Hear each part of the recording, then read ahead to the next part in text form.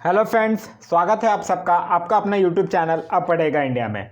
आज quick revision की series में आज आगे बढ़ते हुए आज हम लोग देखेंगे। हम लोगों ने फिजिक्स स्टार्ट किया है अभी रिसेंटली। साइंस का टॉपिक बहुत लोगों का डिमांड था कि जनरल साइंस स्टार्ट किया जाए, तो उसमें हम लोगों ने सबसे पहला स्टार्ट कर रखा है फिजिक्स।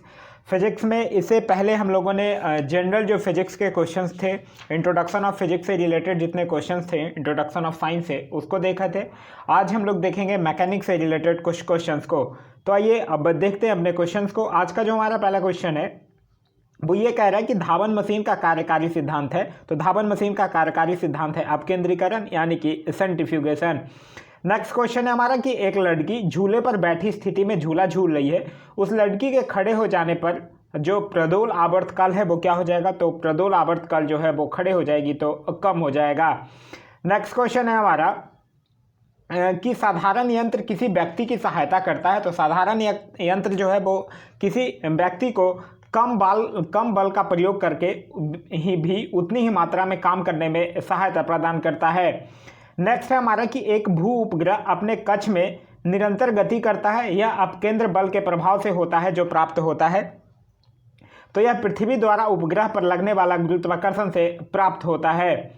नेक्स्ट है हमारा कि निम्नलिखित में से कौन सी राशि जो है वो सदिश है यानी वेक्टर नहीं है।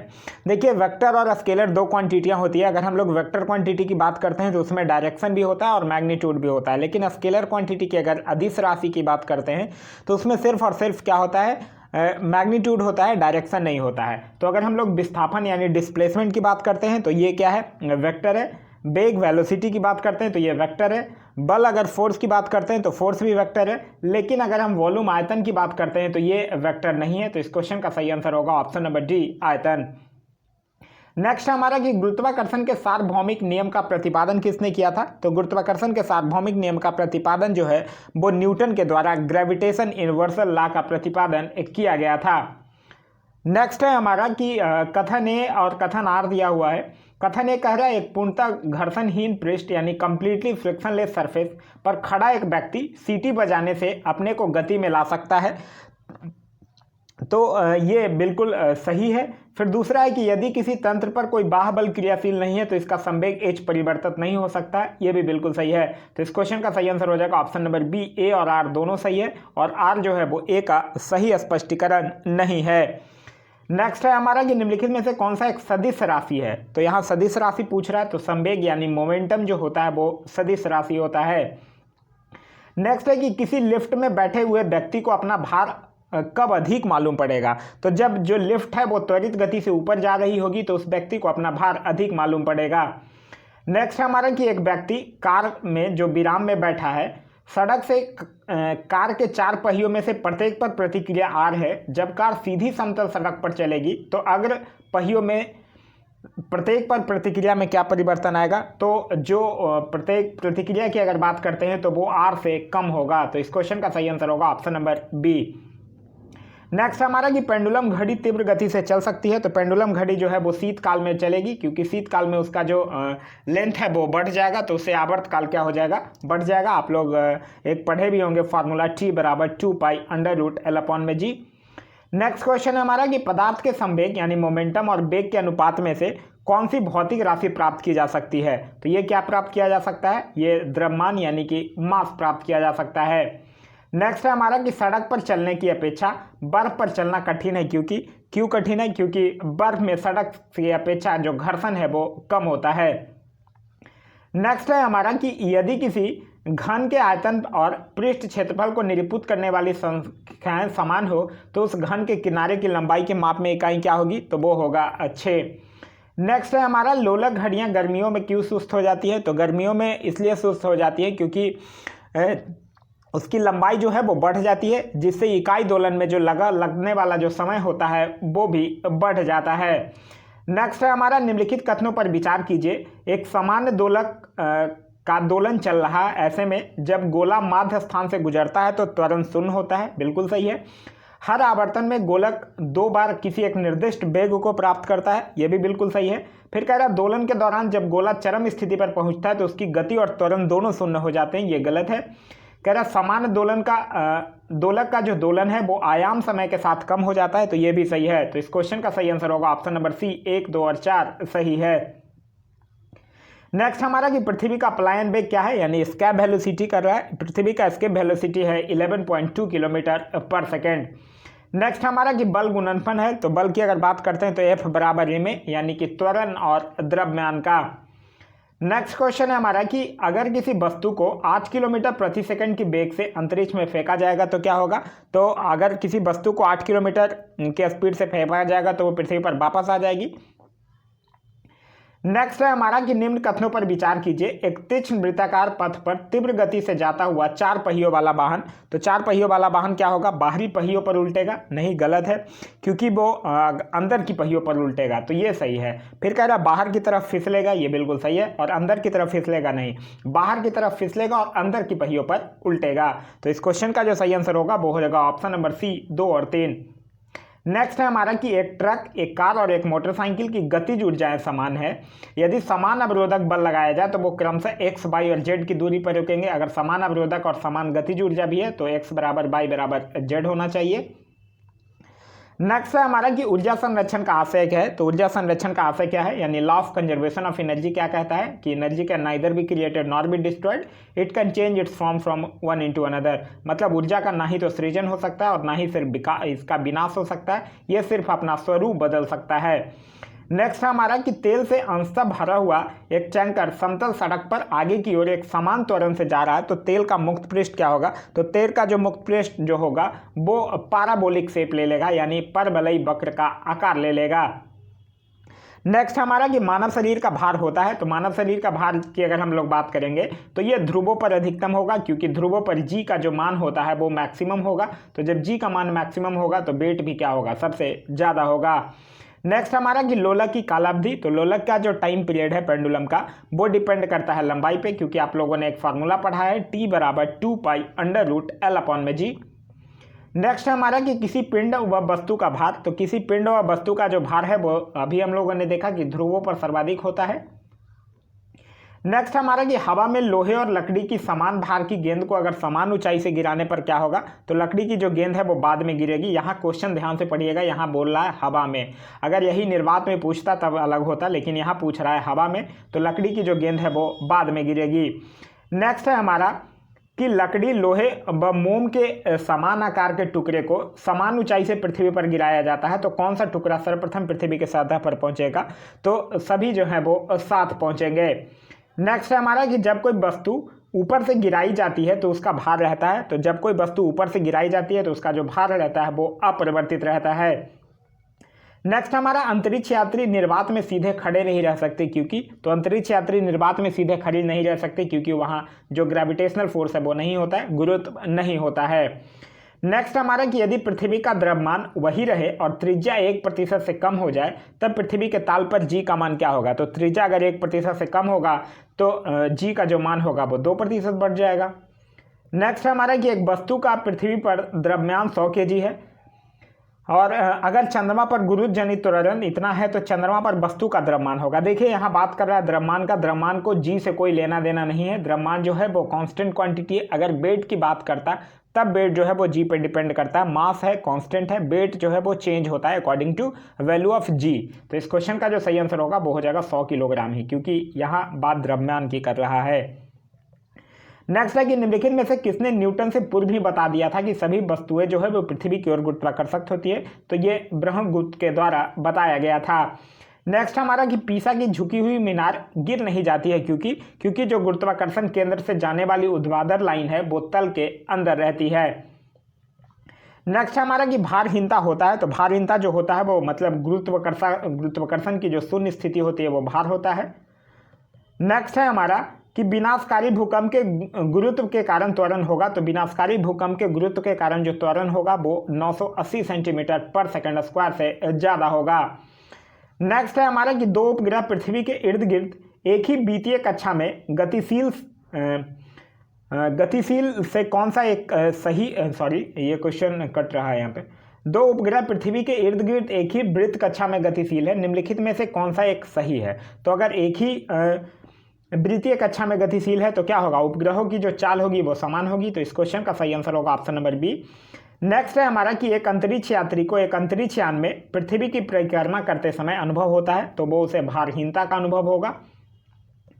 नेक्स्ट है कि एक उपग्रह पृथ्वी के घूर्णन की दिशा में पृथ्वी की परिक्रमण कर रहा है। इस उपग्रह में से एक प्रेक्षक को पृथ्वी पर भूमध्य रेखा पर स्थित एक बिंदु प्रत्येक 8 घंटे के बाद दिखता है तो उपग्रह कितने समय में पृथ्वी की एक परिक्रमा पूरा कर लेगा। तो ये 8 घंटे बाद दिखता है यानी 16 घंटे, दुगना समय में, तो 16 घंटे में कर लेगा।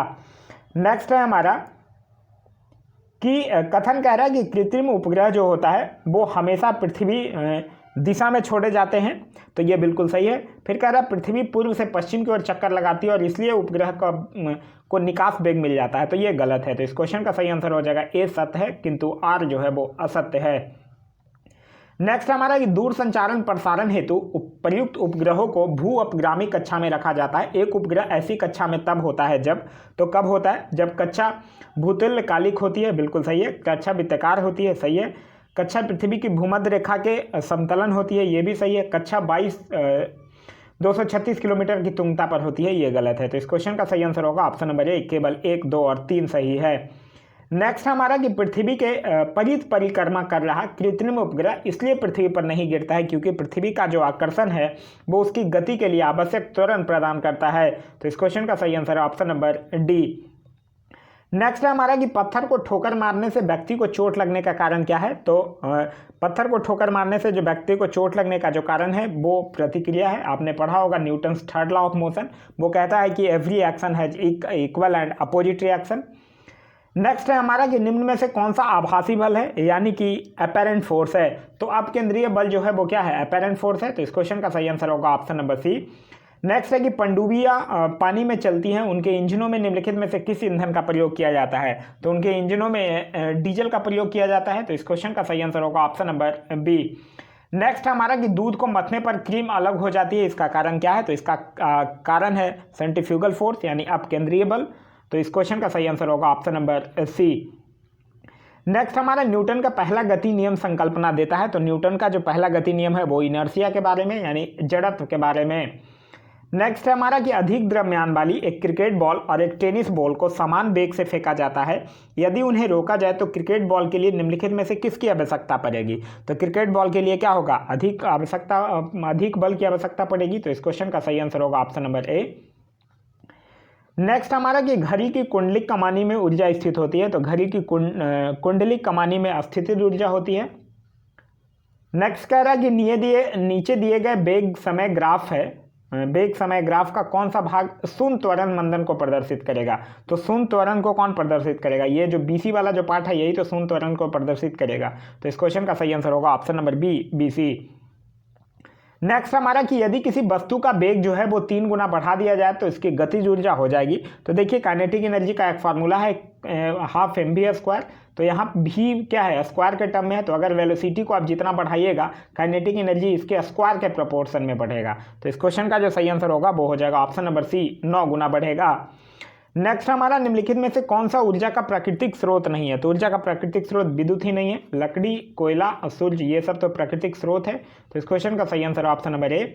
नेक्स्ट हमारा कार्बोरेटर का उपयोग है। तो कार्बोरेटर का उपयोग हम लोग पेट्रोल इंजन में करते हैं, जो कि पेट्रोल इंजन एयर सक करता है और फिर वो कार्बोरेटर जो होता है वो पेट्रोल के साथ हवा को मिश्रित कर देता है। तो इस क्वेश्चन का सही आंसर होगा ऑप्शन नंबर बी। नेक्स्ट हमारा किसी प्रणाली में कणों का भार केंद्रित होने वाले बिंदु को क्या कहते हैं। तो किसी प्रणाली में कणों का भार केंद्रित होने वाले बिंदु को गुरुत्वाकर्षण का केंद्र कहा जाता है। नेक्स्ट हमारा कि एक अनंत समतल के सहारे लकड़ी के ब्लॉक पर ऊपर खींचकर पहुंचाना आसान होता है बजाय ऊर्ध्वाधर उठाकर। इसका प्रमुख कारण क्या है। तो इसका प्रमुख कारण यही है कि द्रव्यमान जो है वो कम हो जाता है। नेक्स्ट हमारा कि 1 ग्राम और 4 ग्राम द्रव्यमान की 2 वस्तुएं एक ही गतिज ऊर्जा से गति कर रही है तो उसके रेखीय वेग के परिमाण का अनुपात क्या होगा। तो रेखीय वेग का परिमाण का अनुपात कितना हो जाएगा, 2:1 हो जाएगा। नेक्स्ट है हमारा कि प्रतिदिन 8 घंटे जलाने पर 100 वाट के 10 लैंपों की मासिक खपत क्या होगी। तो 100 वाट का है और 10 बॉल है और 8 घंटे आप जलाते हैं और 30 दिन जलाते हैं।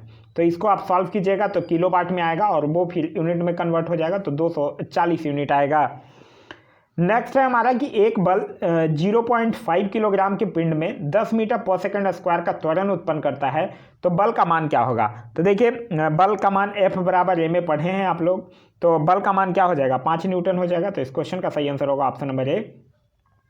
नेक्स्ट हमारा कि एक गेंद को क्षैतिज से किस कोण पर फेंके कि वो अधिकतम क्षैतिज दूरी करे, तो वो अधिकतम क्षैतिज दूरी करेगा कितना, 45 डिग्री में।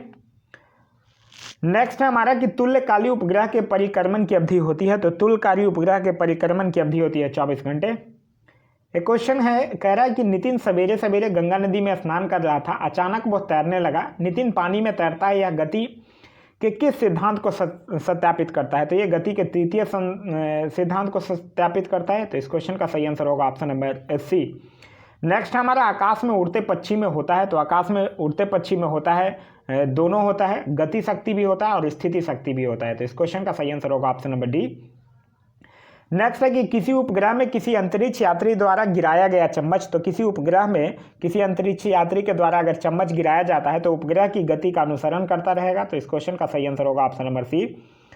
नेक्स्ट है कि निम्न में से कौन सा बल क्षयकारी बल नहीं है, तो क्षयकारी बल कौन सा यहाँ नहीं है, घर्षण बल जो है वो क्षयकारी बल नहीं है। नेक्स्ट है कि शून्य में स्वतंत्र रूप से गिरने वाली वस्तुओं का, तो शून्य में अगर स्वतंत्र रूप से गिरने वाली वस्तुओं की अगर बात करते हैं तो वो समान त्वरण होगा। नेक्स्ट है कि जड़त्व का नियम सर्वप्रथम किसने दिया, तो जड़त्व का नियम सर्वप्रथम गैलीलियो के द्वारा दिया गया।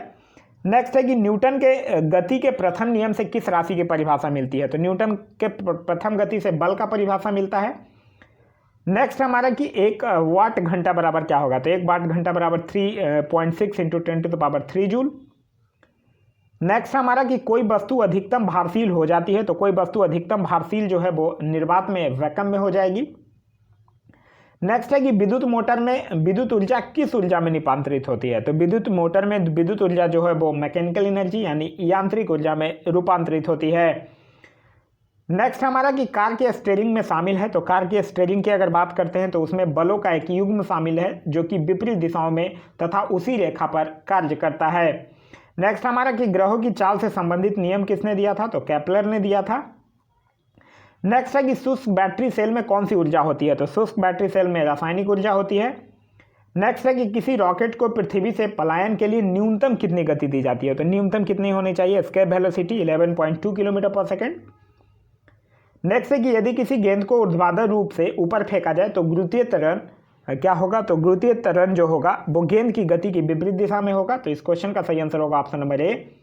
नेक्स्ट है कि किसी बांध की दीवार नींव जो है वो आधार जो है वो अधिक चौड़ी होती है, क्यों अधिक चौड़ी होती है, क्योंकि जो क्षैतिज समतल है मतलब जो हॉरिजॉन्टल प्लेन है उसमें बढ़ने वाले दाब को वो सहन कर सकती है। तो इस क्वेश्चन का सही आंसर है ऑप्शन नंबर सी। नेक्स्ट हमारा कि चिमटा यानी फॉयल टंग्स किस प्रकार के उत्तोलक का उदाहरण है, तो ये जो है वो थर्ड क्लास लीवर है, तृतीय प्रकार के लीवर है। तृतीय में होता क्या है ये याद रखिएगा, जो फोर्स होता है वो बीच में होता है लोड और फलक्रम के, एक साइड लोड होगा एक साइड फलक्रम और बीच में फोर्स होगा, तो चिमटा उसी का उदाहरण है। नेक्स्ट हमारा कि व्यक्ति का भार उस लिफ्ट में अधिक होगा तो व्यक्ति का भार उस लिफ्ट में अधिक होगा जो ऊपर की ओर त्वरित होने वाले लिफ्ट है। नेक्स्ट हमारा कि एक चलती हुई कार एक रेल इंजन दोनों में समान गतिज ऊर्जा है, तो किसका संवेग ज्यादा होगा, संवेग यानी मोमेंटम बराबर होता है क्या, द्रव्यमान इंटू में वेग, तो यहाँ द्रव्यमान किसका ज्यादा, वेग तो समान ही है, द्रव्यमान ज्यादा है रेल इंजन का, तो रेल इंजन का जो संवेग होगा वो ज्यादा होगा। नेक्स्ट हमारा कि पृथ्वी के भ्रमण की गति है, तो पृथ्वी के भ्रमण की गति कितना है, 2.8 किलोमीटर पर मिनट। नेक्स्ट हमारा आवेग माप है, आवेग यानी इम्पल्स की बात कर रहा है, तो इम्पल्स जो है वो क्या है, integral of force over the time interval T. आप लोग पढ़े होंगे कि इंटीग्रल ऑफ फोर्स है over the time interval T, तो इम्पल्स क्या हो जाएगा यहाँ पे, आवेग जो माप है वो किसका है, वो भार का माप है। नेक्स्ट है हमारा कि सीमांत घर्षण निर्भर करता है, सीमांत घर्षण होता क्या है, लिमिटिंग फ्रिक्शन, जो स्थैतिक घर्षण बल होता है उसके अधिकतम मान को ही हम लोग सीमांत घर्षण कहते हैं। तो जो सीमांत घर्षण होता है वो निर्भर करता है तल की प्रकृति और अभिलंब प्रतिक्रिया पर। नेक्स्ट हमारा 1 हॉर्स पावर का मान होता है, तो 1 हॉर्स पावर का मान होता है जो 746 वाट के बराबर होता है। नेक्स्ट हमारा कि पावर शक्ति का एसआई मात्रक वाट किसके समतुल है, तो 1 वाट बराबर क्या होगा, 1 जूल पर सेकंड, और 1 जूल पर सेकंड बराबर क्या होगा, 1 न्यूटन मीटर पर सेकंड। तो इस क्वेश्चन का सही आंसर हो जाएगा ऑप्शन नंबर सी। नेक्स्ट हमारा निम्नलिखित में से कौन सा श्रेणी एक लीवर का उदाहरण है? तो श्रेणी एक लीवर का मतलब होता है क्या, जो फलक्रम रहेगा वो बीच में रहेगा और लोड और इफर्ट जो रहेगा वो दोनों इसके साइड में रहेंगे। फलक्रम जो होगा वो बीच में होगा, तो ये होगा पिलास का। तो इस क्वेश्चन का सही आंसर होगा ऑप्शन नंबर ए। नेक्स्ट है हमारा कि किस पिंड का गुणधर्म जो विश्व में अपनी स्थिति से स्वतंत्र है? तो ये है संहति। नेक्स्ट है हमारा कि क्षैतिज वृत्त में नियत चाल से गतिशील वस्तु के लिए नियत है, तो गतिशील वस्तु के लिए जो त्वरण है वो नियत है। नेक्स्ट है कि रॉकेट ब्लैंक के सिद्धांत पर कार्य करता है, तो रॉकेट जो है वो संवेग संरक्षण के सिद्धांत पर कार्य करता है। नेक्स्ट है कि किस प्रकार के रेल इंजन की दक्षता सर्वाधिक होती है? तो रेल इंजन की अगर बात करते हैं तो विद्युत इंजन की जो दक्षता होती है, इफिशियंसी होगी, वो सर्वाधिक होगी। नेक्स्ट हमारा कि वेग को यदि दुगना कर दिया जाए तो संवेग पर क्या प्रभाव पड़ेगा? तो देखिए संवेग बराबर क्या होता है, द्रव्यमान इंटू में वेग, तो अगर वेग को दुगना कीजिएगा तो संवेग भी क्या हो जाएगा, दुगना हो जाएगा। नेक्स्ट हमारा एक वस्तु के जड़त्व की प्रत्यक्ष निर्भरता है, तो एक वस्तु के जड़त्व की प्रत्यक्ष निर्भरता जो है वो द्रव्यमान पर है। नेक्स्ट है हमारा एक मकान की छत से भूमि की ओर एक पत्थर गिराया जाता है, उस पत्थर की गतिज काइनेटिक ऊर्जा अधिकतम कब होगी? तो भूमि पर पहुंचने से ठीक पहले उसकी जो काइनेटिक एनर्जी होगी वो अधिकतम होगी। नेक्स्ट है कि रॉकेट की गति पर निम्नलिखित में से कौन सा संरक्षण सिद्धांत लागू होता है? तो वो होता है संवेग का संरक्षण। नेक्स्ट है कि वायुयान जो है वो खड़े लूप में हवाई करतब दिखा सकता है, तो वो अभिकेंद्र बल के कारण दिखा सकता है। नेक्स्ट है कि प्रक्षेप का पथ होता है, तो प्रक्षेप का पथ क्या होता है, पैराबोला यानी परवलय। नेक्स्ट है हमारा जब एक गैस के पात्र में दबाव बढ़ाया जाता है तो उसका द्रव्यमान क्या होता है? तो उसका द्रव्यमान जो होगा वो स्थिर रहेगा। नेक्स्ट है कि पैराशूट धीरे धीरे नीचे आता है जबकि उसी ऊंचाई से फेंका गया जो पत्थर है वो तेजी से गिरता है, क्योंकि जो पैराशूट का पृष्ठ का क्षेत्रफल होता है वो ज़्यादा होता है और इसके कारण वायु का जो प्रतिरोध होता है वो अधिक है। नेक्स्ट है हमारा कि चलती गाड़ी से एक पत्थर गिराया जाता है, जमीन पर खड़े एक प्रेक्षक के लिए जमीन पर पहुंचता हुआ पत्थर किस प्रकार का पथ लेता हुआ दिखाई देगा? तो ये भी पैराबोलिक पथ लेगा। तो इस क्वेश्चन का सही आंसर होगा ऑप्शन नंबर सी। नेक्स्ट है कि द्रव्यमान ऊर्जा संबंध किसका निष्कर्ष है? तो द्रव्यमान ऊर्जा संबंध जो है वो सापेक्षता का समान सिद्धांत है। नेक्स्ट है कि निर्वात में यदि तीन वस्तु लोहा, कागज और पत्थर को गिराया जाए तो पृथ्वी पर कौन पहले आएगा? तो अगर निर्वात में गिराया जाएगा तो तीनों साथ में आएंगे। एक क्वेश्चन है, कह रहा है कि दिए गए पिंड में पिंड का प्रारंभिक वेग क्या है? तो देखिए दिए गए पिंड में अगर पिंड का प्रारंभिक वेग की बात करेगा तो प्रारंभिक वेग यहाँ पे क्या है, प्रारंभिक वेग तो हो जाएगा 0 मीटर पर सेकेंड। दूसरा क्वेश्चन यहाँ पे पूछ रहा है कि 5 सेकंड बाद पिंड का वेग क्या होगा? तो 5 सेकंड बाद पिंड का वेग क्या होगा? तो देखिए 5 सेकंड बाद जो होगा वो होगा 0.5 मीटर पर सेकंड। फिर नेक्स्ट कह रहा है कि दिए गए चित्र में त्वरण है, तो दिए गए चित्र में त्वरण कितना है? तो 0.1 मीटर पर सेकंड स्क्वायर। नेक्स्ट है हमारा कि किलोवाट घंटा किसका इकाई है? तो किलोवाट घंटा की अगर बात करते हैं तो ये किसका इकाई है? ऊर्जा का इकाई है। नेक्स्ट है कह रहा है कि कोई पिंड वेग v के साथ ऊपर की ओर ऊर्ध्वाधर रूप से फेंका जाता है, यह ऊंचाई h तक पहुंचने के बाद पृथ्वी की ओर लौट आता है। पिंड द्वारा तय की गई दूरी तथा विस्थापन का अनुपात क्या होगा? तो कितना होगा विस्थापन का अनुपात? अनंत होगा, दोनों का अनुपात निकालिएगा तो। नेक्स्ट हमारे के प्रक्षालन मशीन की कार्य प्रणाली का सिद्धांत है, तो ये क्या है? अपकेंद्रीकरण। नेक्स्ट है कि यदि एक कण का वेग अपने आरंभिक मान का 1/3 कर दिया जाता है तो कण की गतिज ऊर्जा क्या होगी? तो देखिए 1/3 अगर कर दिया जाएगा तो फिर यही होगा कि उसका स्क्वायर के बराबर होगा, तो स्क्वायर के बराबर होगा तो 1/9 गुना। तो इस क्वेश्चन का सही आंसर होगा ऑप्शन नंबर बी। नेक्स्ट हमारा कि यदि पृथ्वी का गुरुत्वाकर्षण बल अचानक लुप्त हो जाए तो निम्न में से कौन सा परिमाण सही होगा? तो अगर अचानक लुप्त हो जाएगा तो क्या होगा? वस्तु का जो भार होगा वो शून्य हो जाएगा और द्रव्यमान वही रहेगा, क्योंकि वेट जो है वो जी पे डिपेंड करता है लेकिन मास जो है वो जी पे डिपेंड नहीं करता है। नेक्स्ट हमारा कि निम्न कथन पर तथा उसके निकाले गए निष्कर्ष पर विचार करिए तथा बताइए कि कौन सा निष्कर्ष सही है। एक भरी हुई गाड़ी को चलाने में उसे चलायमान रखने के लिए आवश्यक ताकत से अपेक्षाकृत अधिक ताकत से धक्का देना पड़ता है। क्यों? क्योंकि एक बार गाड़ी चल जाने के पड़ने के बाद जो घर्षण है वो कम हो जाता है। तो इस क्वेश्चन का सही आंसर होगा ऑप्शन नंबर सी।